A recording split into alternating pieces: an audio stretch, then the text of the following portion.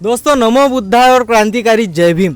दोस्तों आज मैं आया हूँ अमरावती के गांव कौन सा है, पुजदा गांव में। और आज हमारे साथ है आकाश यादव सर जी, जो कि कहाँ से हो सर जी वो पता नहीं, अहमदनगर। सो बहुत इच्छा थी, काफ़ी समय से आपसे मिलने की काफ़ी इच्छा थी। एक बार हम आए भी थी दीक्षाभूमि में, बट मुलाकात नहीं हुई। तो आज इनके साथ थोड़ा गुफ्तगू करेंगे क्योंकि काफ़ी समय बाद हमें मिले हैं। और अश्विन भाई भी हमारे साथ में है। और आप सभी को आज पुसद गांव में एक अवार्ड शो का फंक्शन है, जिनमें कि जितने भी इंस्टाग्राम यूट्यूबर सबको यहाँ पे सम्मानित किया जा रहा है। तो सर आपसे बहुत सारी बातें करनी थी, तो मुझे बताइए कि मैंने आपके बहुत सारे वीडियोस देखा हूँ, तो आपकी वीडियो ज़्यादा करके डॉक्टर बाबा साहब अम्बेडकर के ऊपर होते हैं। तो आपको ऐसा कब से ऐसा लगा कि आपको इस टॉपिक के ऊपर काम करना चाहिए, यानी लोगों को कुछ बताना चाहिए? देखो, पहली बात तो ये है, हम गांव से बिलोंग करते हैं। अहमदनगर में एक छोटा सा गांव है नागरदेवले, और गांव की परिस्थिति आप जानते हैं कि बाबा साहब अम्बेडकर कुछ साल पहले कि उनको मालूम ही नहीं थे, हमें भी मालूम नहीं थे। लेकिन ऐसे ही प्रबोधनकार जो गाने के माध्यम से और कुछ लोग होते अपने जो बुद्धिस्ट लोग होते हैं, उनके प्रबोधन के माध्यम से हमें बाबा साहब जान गए। देखो पिछले हालात ऐसे थे, अहमदनगर के हालात तो ऐसे थे कि बाबा साहब खुद एक सभा में कह कर गए थे, अहमदनगर एक कार्टून है, इसे डेवलप होने के लिए बहुत टाइम लगेगा, क्योंकि यहाँ पर बहुत अनपढ़ लोग हैं। और हमारे कास्ट के जो लोग हैं अदर इतने अनपढ़ थे कि हमारा जो कैवारी है उसको ही जानते नहीं थे। 15 साल तक तो हम, जब तक मैं 15 साल का हुआ नहीं तब तक बाबा साहब को जानता भी नहीं था। सच बात बताऊँ तो हमें ये लगता था, जब भी किसी की शादी होती थी ना, तो बाबा साहब का फोटो एक साइड में होता था, गौतम बुद्ध का एक साइड में होता था। हमें लगता था कि ये पति पत्नी है, क्योंकि हमारे घर वालों ने हमें बाबा साहब सिखाया नहीं। ये परिस्थिति है, इवन हमें भी सर यही था। इतनी बुरे हालात थे। तो कुछ लोग गाने के माध्यम से प्रबोधन करने लगे। 15 साल के बाद हम धीरे धीरे बाबा साहब को जानने लगे। हमें तो हमारे घर वालों ने पढ़ाया लिखाया नहीं, 7th क्लास तक मैं पढ़ा हूँ, और जितना भी अब आगे पढ़ा हूँ बस सोशल मीडिया। और उसके बाद मैंने जब बाबा साहब को पढ़ा, फिर पढ़ने की इच्छा, जब घर में कोई नहीं रहा बच्चा कमाने वाला, तब पढ़ने की इच्छा हो गई। काम करते करते फिर नाइट स्कूल में पढ़ा, मैं 10th क्लास पास किया। उसके बाद बाबा साहब की किताबें पढ़ी बहुत सारी, और मैंने श्रामनेर 2 बार मैं श्रामनेर हुआ हूँ। और श्रामनेर होने के बाद जितनी भी मेरी बुरी आदतें थी, ज़्यादातर अपने लोग जो अपने समाज के लोग हैं उनको ज़्यादातर आपको पता है, गुटखे की आदत है, शराब की आदत है, जुए की आदत, ये सब लत थे हमें। ऐसा नहीं कि नहीं है, हम एक तरफ से गुंडे थे अपने गाँव के। लेकिन जब से बाबा साहब अम्बेडकर को जाना है, तब से समझ गए कि ये जो हम कर रहे हैं ये बहुत ही गलत है। तब से हमने सब बुरे काम छोड़ दिए, और बाबा साहब अम्बेडकर के बारे में जितना पढ़ना ज़रूरी समझा, पढ़ने लगे। उसके बाद मैंने 2 बार श्रामनेर शिविर किया, और बौद्धाचार्य का भी मैंने एग्ज़ाम दिया है। मैं बौद्धाचार्य भी बना हूँ, लेकिन शादी लगाने के लिए बौद्धाचार्य नहीं बना हूँ, बस जानकारी के लिए, लोगों को सिखाने के लिए कि मैं भी खुद प्रबोधन कर सकता हूँ। ऐसे हम जब मिलजुल के बैठते थे, बाबा साहब अम्बेडकर की बातें होती रहती थी। धीरे धीरे प्रबोधन बढ़ा है और सोशल मीडिया आया, और उसमें मैं एक ऐसा काम करता था जो सबसे यूनिक है, जैसे कि स्नेक पकड़ना। स्नेक के बारे में मुझे जानकारी थी, बचपन से आदत थी। सांप हो या अन्य कोई भी वन्य जीव जानवर हो, उसको बचाने की आदत थी मुझे, लेकिन उसको बचाने का मकसद मुझे पता नहीं था, बस लत लग गई थी कि उनको बचाए। बाद में समझ में आया कि ये एक पर्यावरण का हिस्सा, इन्हें भी जीने का अधिकार है। और भगवान गौतम बुद्ध ने ये भी कहा था कि हर पशु प्राणी को जीने का अधिकार है। तो उनसे और प्रेरणा मिली कि हम ये और आगे काम बढ़ाएं। धीरे धीरे सोशल मीडिया के माध्यम से मेरे वीडियो पूरे देश में वायरल हो गए हैं, और अपनी लोग तो सपोर्टिव थे ही मेरे। उसके बाद बाबा साहब का, अम्बेडकर का कार्य जो है वीडियो के माध्यम से हम करने लगे। धीरे धीरे महाराष्ट्र में, फिर पूरे भारत देश में पहचान बन गई। आज ऐसा देश का कोई कोना नहीं है जिधर हमारे लोग मुझे पहचानते नहीं है। महाराष्ट्र में तो बहुत सारे लोग पहचानते हैं। आज मैं अमरावती में आया हूँ, अभी यहाँ पर एक फंक्शन जो आपने अभी शुरू में कहा, जितने भी वीडियो बनाने वाले हैं जो प्रबोधन करते हैं वीडियो के माध्यम से, जो बाबा साहब अम्बेडकर का मिशन जो है, हमारा मिशन आगे ले जाने की कोशिश करते हैं, उनको सम्मानित करने के लिए यहाँ पर 100 से 200 लोग आज आने वाले हैं। उनको मेरे हाथ से सम्मानित किया जाएगा। ये बहुत बड़ी खुशी है, और ये कामयाबी बस मैं ये कहना चाहूँगा कि डॉक्टर बाबा साहब अम्बेडकर की बदौलत है। थैंक यू फॉर डॉक्टर बाबा साहब अम्बेडकर। और हमने आपके वीडियो भी देखा, जितने भी अम्बेडकरवादी लोग हैं, आप सोशल मीडिया के ज़रिए आप सबको यानी जोड़ने का काम करते हो। तो आपकी ऐसी कोई संस्था है या संस्था का कोई नाम? देखो बेसिकली देखा जाए अहमदनगर में बहुत सारे एनजीओ है जो बाबा साहब अम्बेडकर कमीशन लेकर आगे काम करती है। मैं भी उनके साथ पहले काम किया, लेकिन मैंने काम देखा कि बस वोटिंग का जब टाइम आता है इलेक्शन का, तब लोग अपनी पार्टी को छोड़कर दूसरी पार्टी को समर्थन देते। और फिर मैंने सोचा कि अब क्या करें, किस पार्टी में काम करें। हमारी पार्टी खुद की ऐसी है ही नहीं जो हम उसको नेता कहें। अहमदनगर में अब देखा जाएगा ना, तो बहुत बुरी हालत है, बहुत बुरी। हमारा वहाँ पर एक भी मतलब सरपंच तक भी चुन के नहीं आता है जल्दी, इतने बुरे हालात है। देखो इतने सालों से एक आमदार ने, एक नगर सेवक ने, अभी पिछले टाइम हमारे एक नगर सेवक बना है। और अहमदनगर में एक आरक्षित जगह है शिरडी की, वहाँ पर हमारा अपने कास्ट का एक आता है चुन के, वही हमारे लिए उतना ही है, बाकी कुछ नहीं होता है। तो आप समाज सुधारक मतलब इसे किस नज़र से देखते हैं? किस प्रकार से आप अपने ही समाज के लिए, लोगों के लिए जन जागृति करते हैं? जी, तो धीरे धीरे मैंने अपना खुद का जो संगठन है वो बनाया, और वो लोकल ग्राउंड लेवल के लिए बनाया, फॉर्मेलिटी के लिए बनाया मैंने। ऐसा कोई मेरा इंटेंशन नहीं था कि इसको बहुत बड़ा आगे तक ले जाए। हाँ। बस जो मेरा काम है मैंने ग्राउंड लेवल तक मजबूत रखा कि हमारे अहमदनगर के हो या फिर आजू बाजू में जो गांव बसते हैं वहाँ पर किसी पर अन्याय होता है, तो पैंथर ग्रुप नाम से एक मैंने संगठन रजिस्टर किया, और उसके माध्यम से मैं लगभग अभी 6-7 साल से काम कर रहा हूँ। और दूसरी बात रही ये जो एनिमल रेस्क्यू हो, स्नेक रेस्क्यू हो, ज़्यादातर मुझे इसी के माध्यम से लोग जान पाए हैं कि घर घर तक मैं अपने लोगों के जो घर घर तक मैं पहुंचा हूँ तो स्नेक के माध्यम से पहुंचा हूँ, क्योंकि स्नेक के वीडियो मेरे देख करके वो जानने लगे कि हमारी कास्ट का लड़का है। हाँ। उनको गर्व हो रहा है कि इतना साहसी काम कर रहा है। हाँ। हमारा लड़का, तो सपोर्टिव ज़्यादा बन गए मेरे। तो मैंने ये जो आप काम करते हो तो आपको डर सा लगता नहीं? कभी सांप पकड़ लेते हो, कभी बिच्छू पकड़ लेते हो? यानी हम वीडियो में देखते हैं, हमारे सामने अगर कुछ दिख भी जाता है तो हम दूर भाग जाते हैं, तब उस समय उनको रेस्क्यू करते हो, तो आपके मन में ऐसी कौन सी बातें चलती रहती है कि उसको पकड़ना चाहिए कैसी? पहली बात तो ये है, कहते हैं ना, भीम का बच्चा कभी किसी को डरता नहीं। बराबर। और दूसरी बात ये है कि हर कोई काम आसान है। दुनिया में ऐसा कोई काम नहीं है जो इंसान नहीं कर सकता है। हर एक चीज़ जो होती है ना बहुत ही आसान होती है, लेकिन उसको सीखना होता है। जैसे मानो अभी मैं उदाहरण के तौर पे बताऊंगा, हमें कोई 4 व्हीलर चलाना होता है, 2 व्हीलर चलाना होता है। अगर हम उसको सीखेंगे तो ही चला पाएंगे। ऐसे ही उसको बैठ जाएंगे 4 व्हीलर चलाने को दिया। मान लो ये मेरे साथ है मेरा भाई मनीष मेश्राम, नागपुर से है, राम टेके सॉरी, ये नागपुर से है और हमारे अच्छे दोस्त है। अगर इनको अभी 4 व्हीलर गाड़ी नहीं चलाना आता है और मेरे को आता है, मैं चला रहा हूँ, और उनको बोलूँगा मैं कि आप स्टीयरिंग पर बैठ जाओ और चलाओ गाड़ी, चला पाएगा? नहीं चला पाएगा। क्यों? डरेगा वो।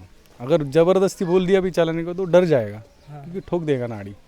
अगर वही इंसान अगर 1-2 महीना मेरे साथ रहेगा, मैं सिखाऊंगा कि कहाँ हमें गाड़ी ब्रेक दबाना है, कहाँ खड्डे पर किस तरफ कैसे घुमाना है, वो सीखने के बाद ये 1-2 महीने के बाद खुद अकेला चलेगा, डरेगा नहीं। वैसी परिस्थिति है कि सांप पकड़ना एक कला है, आर्ट है। उसको पकड़ने के लिए 1 साल तक अब हमें पहले अध्ययन करना होगा, स्टडी करना होगा। उसके बाद हमारे जैसे जो रेस्क्यूअर है उनके पास ट्रेनिंग लेना होगा एक कम से कम 6-7 महीने का।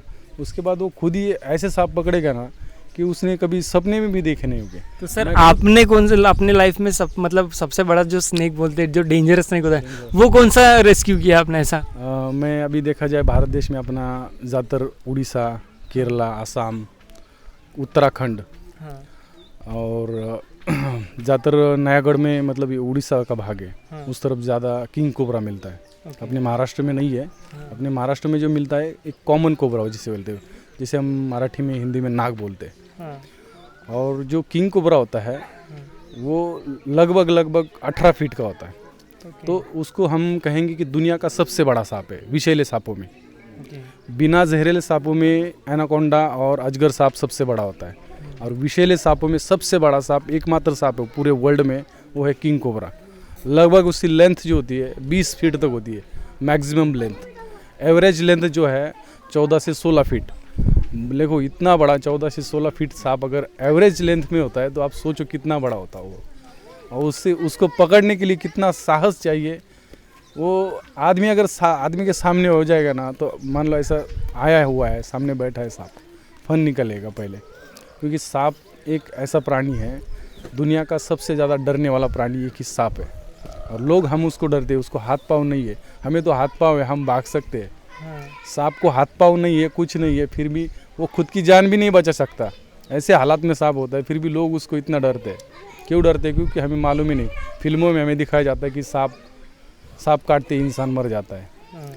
देखो, कभी भी किसी को बाइट हुआ दिखाते हैं, जैसे नागिन मूवी है, सांप काट लिया, तुरंत 2 सेकंड में आदमी मर गए। तो ये डर जो है ना, सांप काटने के बाद मरने का डर हमारे पूरे भारत देश के लोगों के अंदर बैठ गया है, उसको निकालना चाहिए। सांप, दुनिया का कोई भी सांप हो, यहाँ तक कि ब्लैक माम्बा भी होगा तो तुरंत आदमी नहीं मरेगा। वो कम से कम 1 से 3 घंटा आराम से जी सकता है। अगर कुछ इलाज नहीं किया तो 3 घंटे तक जी सकता है। अगर उसके भीतर मान लो आधे 1 घंटे में अगर आपका इलाज शुरू किया जाए तो 100% बचेगा वो आदमी। और ऐसे अब सब भारत देश में जितने भी गवर्नमेंट हॉस्पिटल है, प्राइवेट हॉस्पिटल है, सब तरफ इलाज मिलता है इसका। अगर हम गवर्नमेंट हॉस्पिटल में इलाज करवाएंगे तो वहाँ पर फ्री में हो जाएगा, और प्राइवेट हॉस्पिटल में करेंगे तो फिर वहाँ पर आपको हो सकता है 1-2 लाख तक लग सकते पैसे। तो सर, आपका फर्स्ट एक्सपीरियंस कैसा था जब आपने ये किंग कोबरा जैसे स्नेक को रेस्क्यू किया था? देखो, पहली बात तो ये है, कभी आमना सामना हुआ ही नहीं था। जब मैं 2007 में मैं सातारा ज़िला में स्नेक का ट्रेनिंग लिया, हमारा ही रिश्तेदार था वो, सुनील भंबल नाम से, तो उनके पास मैंने ट्रेनिंग लिया। वो मेरे गुरुजी है, और लगभग मैंने 9 महीने तक उनके यहाँ ट्रेनिंग लिया 2007 में।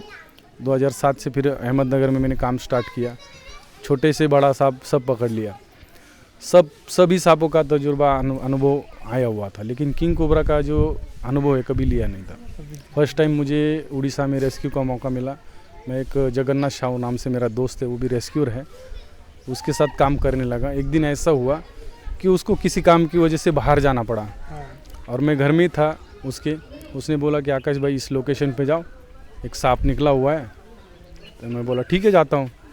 और मैंने सामने देखा कि वहाँ पर किंग कोबरा है।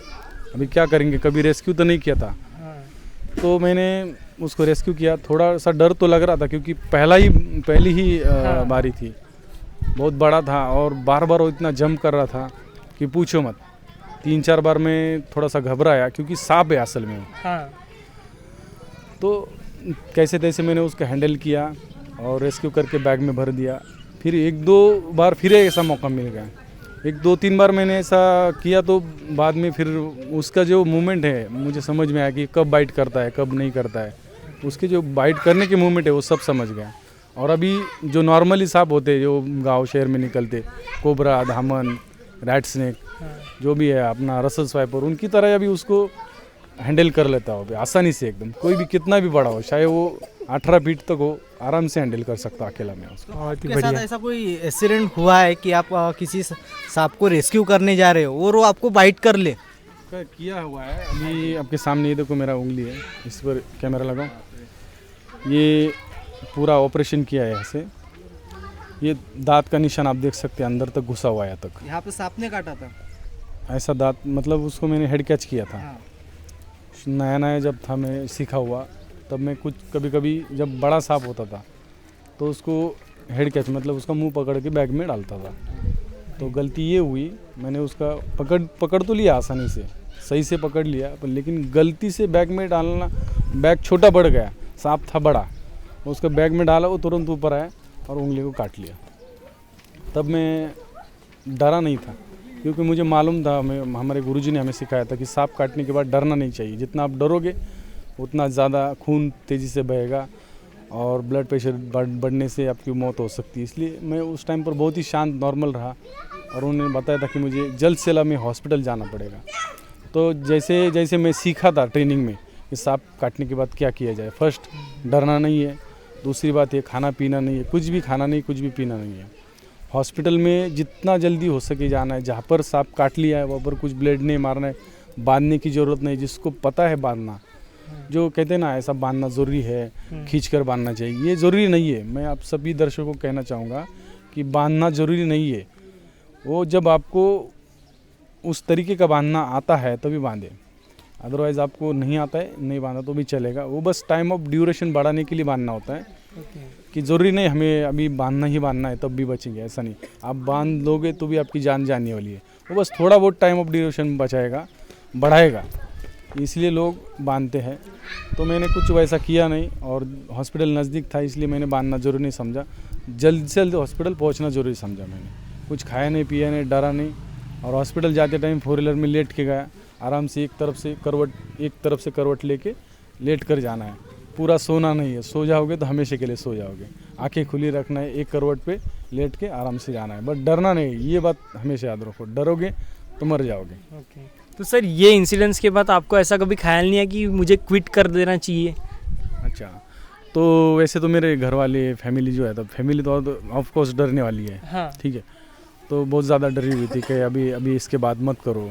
हाँ। मैं बोला देखो, रोड एक्सीडेंट में कभी कभार हमारी गाड़ी से हमारा एक्सीडेंट होता है, तो गाड़ी हम कचरे के डिब्बे में थोड़ी डालते हैं। बराबर। हमारा घर का खुद का आदमी भी मर गया तो हम उसको गाड़ी कैसे थोड़ी जला देंगे इसको। हाँ, राइट। उसमें गाड़ी की गलती नहीं ना। हाँ। गलती इंसान की है, जिसने भी गाड़ी ठोकाया उसकी गलती है। या तो हमारी गलती नहीं होगी, दूसरे गाड़ी वाले ने ठोकाया होगा, उसकी गलती है। हाँ। गाड़ी की गलती नहीं। उसी टाइप में सांप अगर हम पकड़ते हैं, हमारी गलती है कि हम उसको किस तरह से हैंडल कर रहे हैं। राइट।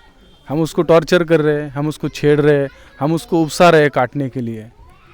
तो ऐसे पोजीशन में गलत तरीके से पकड़ रहे, मुंह पकड़ रहे, हाँ। तो ये हमारी गलती है। तो बाद में ये गलती हमने सुधार ली और घर वालों को बोल दिया कि अभी ये गलती हम सुधार के अच्छा काम करने की कोशिश करेंगे। इसके बाद हम जो स्टंट वगैरह होता है ये नहीं करेंगे। मेरा मतलब ये मुंह पकड़ लिया, इसका मतलब ये स्टंट ही हुआ है एक प्रकार का। Right, right. क्योंकि सांप का मुंह पकड़ना मतलब एक स्टंट है, तो ऐसा नहीं करना चाहिए। उसके बाद मैंने अभी तक सांप का हेड मुंह कभी नहीं पकड़ा हुआ है।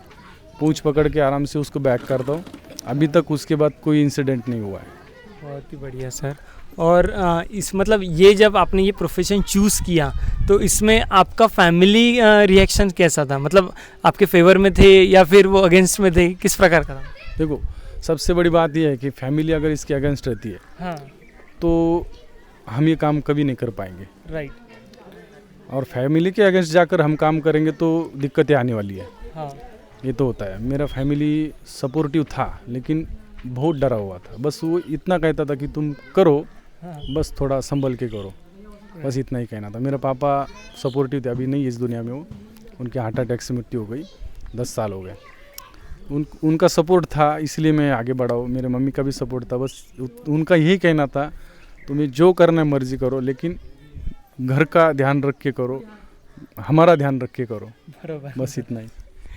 और सर अभी एक लास्ट क्वेश्चन कि आप पूरे समाज को किस नज़र से देखते हैं और क्या संदेश देना चाहोगे सभी लोगों को? देखिए, मैंने शुरू में बताया कि हम गुंडे टाइप के लोग थे भाई। बताने में कोई शर्म नहीं है। अभी हमारे समाज के जितने भी युवा लोग हैं ज़्यादातर गुटखा, मावा, शराब, जुआ इसमें गिरे हुए हैं। देखो, मैं एक सामान्य घर से आता हूँ। उस टाइम जब मैं कुछ भी नहीं था, जब बाबा साहब मुझे पता भी नहीं थे, उस टाइम में मतलब मेरे हालात इतने ख़राब थे कि मैं खुद की साइकिल भी मेरे पास नहीं थी। आज देखो, मेरा 1.5 CR का घर है, 1.5 कोटी का घर है। किसकी बदौलत है? पढ़ाई की बदौलत है, बाबा साहब की बदौलत है। इसलिए मैं इस जो भी वीडियो को देख रहे हैं उनको कहना चाहूँगा, बाबा साहब अम्बेडकर को पढ़ो, उनके मूवमेंट को पढ़ो, उनके विचारों को पढ़ो, आगे बढ़ो, पढ़ाई करो। जो जितनी भी बुरी आदत है वो छोड़ दो। ये बुरी आदतें आपको ले डूबेगी, आपके घर वालों को ले डूबेगी। अपना परिवार बर्बाद होता है शराब से, इसलिए शराब पीना बंद करो। सब चीज़ें बंद होती है भाई, हमने बंद की है। जो चीज़ नहीं छुड़ा सकती वो चीज़ भी हमने छुड़ा ली आज तक। अभी इतना भी कहूँगा कि चाय की आदत भी छोड़ दी मैंने। चाय की आदत भी एक प्रकार की बुरी आदत है, वो स्लो पॉइजन की तरह काम करती है। मैं यही भी कहना चाहूँगा, शराब ही नहीं, आप चाय भी छोड़ दो और फिट रहो, योगा व्यायाम करते रहो, बाबा साहब अम्बेडकर का मूवमेंट आगे बढ़ाओ। फिर एक बार कहना चाहूँगा, जितनी भी बुरी आदत है, मावा, गुटखा, शराब, जुआ, ये सब आदत छोड़ दो। अपने युवा को कहना चाहूँगा, देखो तुम बाबा साहब अम्बेडकर को जानोगे, पढ़ोगे, ये सब बुरी आदतें छोड़ोगे तो आप भी मेरी तरह 1.5 CR का नहीं 2 CR का घर बना सकते हो। धन्यवाद। जय भीम। एक लास्ट क्वेश्चन मुझे करना था। अभी भीम जयंती गई है, अभी 23 तारीख को बुद्ध पूर्णिमा आ रही है, तो आप किस प्रकार से मनाओगे? देखो हमारे इधर मेरे एरिया में, जो मेरा एरिया है नागरदेवली नाम से गांव है, एक वहाँ की अभी लोक संख्या ज़्यादा हो गई। पहले शुरू में 18,000 लोग थे टोटल, अभी हमारे गांव की लोक संख्या लगभग 34,000 है।